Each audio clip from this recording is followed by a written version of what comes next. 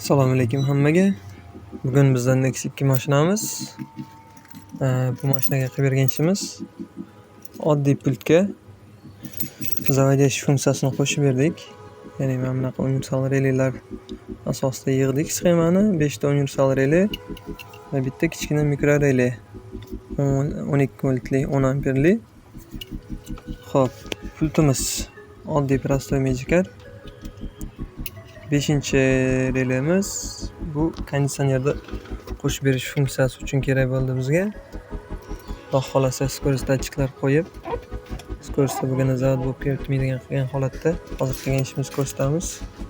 Mana mashinamizni qulflaymiz.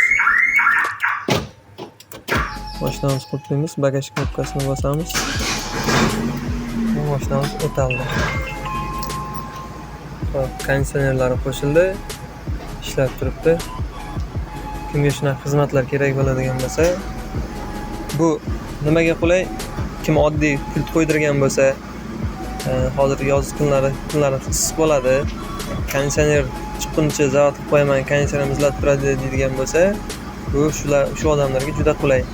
Ham byudjetli variant, ham qaytadan boshqatdan signalizatsiya sotib olib, uстановка qilish kerak emas. Kimga shunaqa xizmatlar kerak bo'ladigan bo'lsa, pastda nomerlar qoldiramiz, aloqaga chiqasizlar. E'tibor uchun hammaga rahmat. Xayr, salomat bo'linglar.